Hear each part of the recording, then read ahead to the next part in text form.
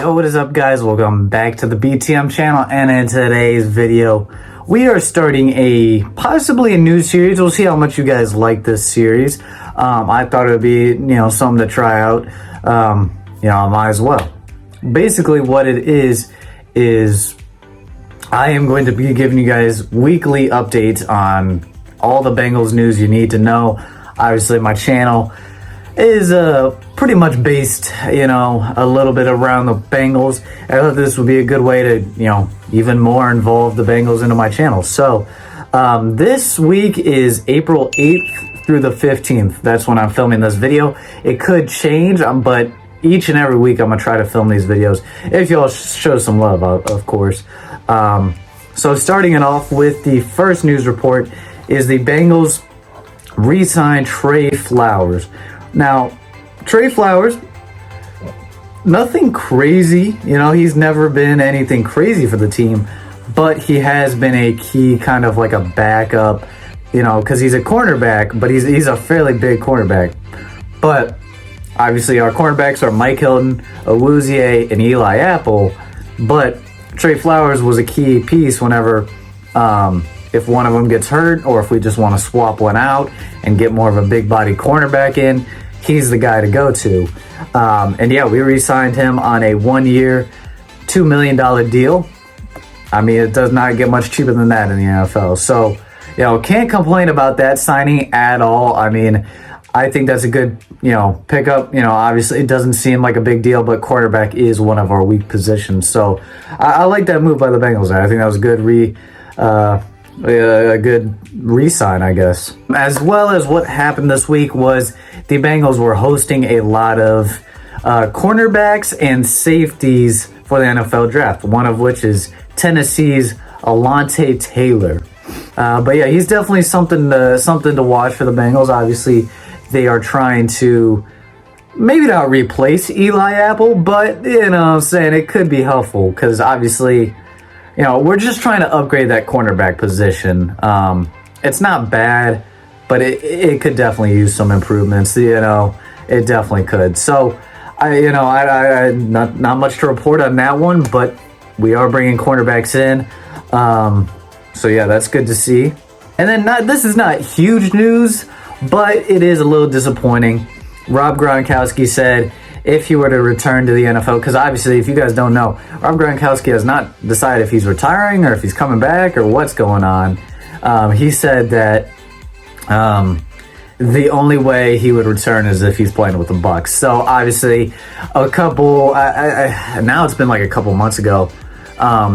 He obviously was saying how he likes Joe Burrow and his swag, and if he were to play with any other quarterback, it'd be Joe Burrow. Unfortunately, it looks like now that Tom Brady's back, he's just got to stay there. So we'll see what happens. I have a feeling Gronk's got to come back and play with the Bucs one more year, at least, with Brady. But yeah, he will not be coming to the Bengals, which is unfortunate. But, it is what it is, I guess. Some more news that came out this week is the Bengals have been meeting with a lot of tight ends, a lot of tight ends. There's like a long list here I'm looking at. They met with a lot of tight ends this week, which I think is smart. Obviously, we got Hayden Hurst from the Falcons, who I believe in him, but I think it's good to get some more depth. So if he's not as good, we got other options. So, that I don't mind that one. I think it's good that we're testing out new tight ends, though. That's for sure. Tyler Boyd, obviously our wide receiver 3, our guy. He held a kids fundraiser. So yeah, that's lit. What I'm saying? He was raising money for kids, and then also obviously donating it to the foundation. It was called the Tony Strong Foundation. It was an inaugural event, and it was for a basketball camp. So love to see that. Love to see that showing love back to the community. So that is great to see. And then here, more draft news. I would say in the next couple of weeks, we got to hear a lot of draft news about the Bengals. So starting off, the Bengals did bring in wide receiver Alec Pierce out of Cincinnati, the Cincinnati Bearcats, obviously. They got a close look at him. They also tried him out, so we'll see what he does there. Because because we do want to get some more depth behind T. Higgins, Tyler Boyd, and all those guys. We want to get some more depth. So obviously this next, like right now we are currently getting Jamar, Joe Burrow, T. Higgins, all these guys for cheap.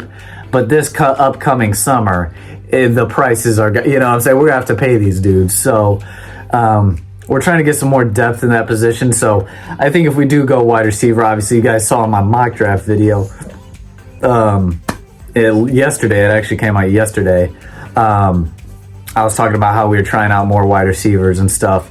So I think that we could see a late wide receiver pick in the NFL draft, that's for sure. And another thing that happened, another good thing just for Cincinnati in general, is Joe Burrow got to throw the first pitch at the Reds home opener. So that was pretty dope. Bunch of Houday chants obviously there. Obviously, Bengals Super Bowl run meant so much for the city.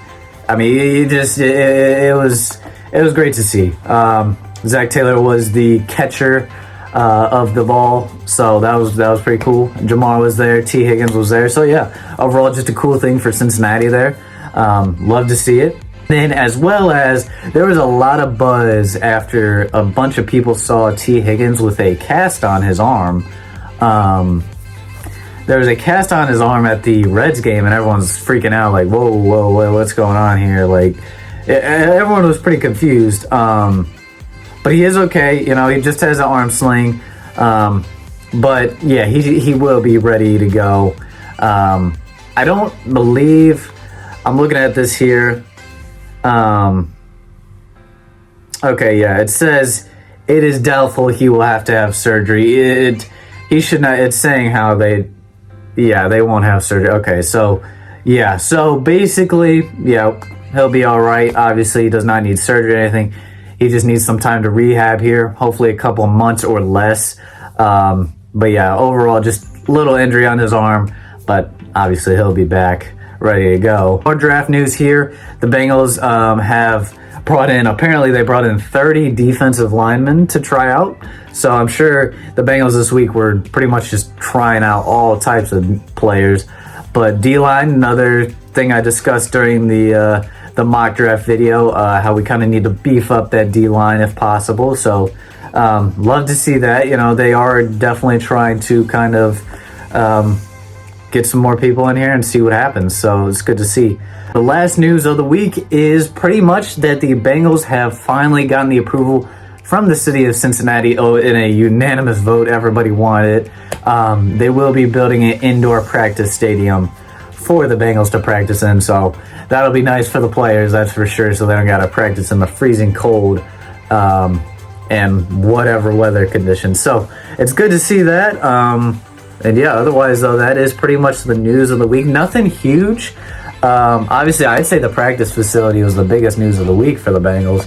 But as we get closer here to the draft, that's when it'll start to amp it up, you know, a little bit more. So let me know if you guys enjoyed this video. I enjoyed making this video, enjoyed, you know, telling you guys about what's going on. And without further ado, that is going to be it for today's video. I'll see you guys in the next one. Peace out.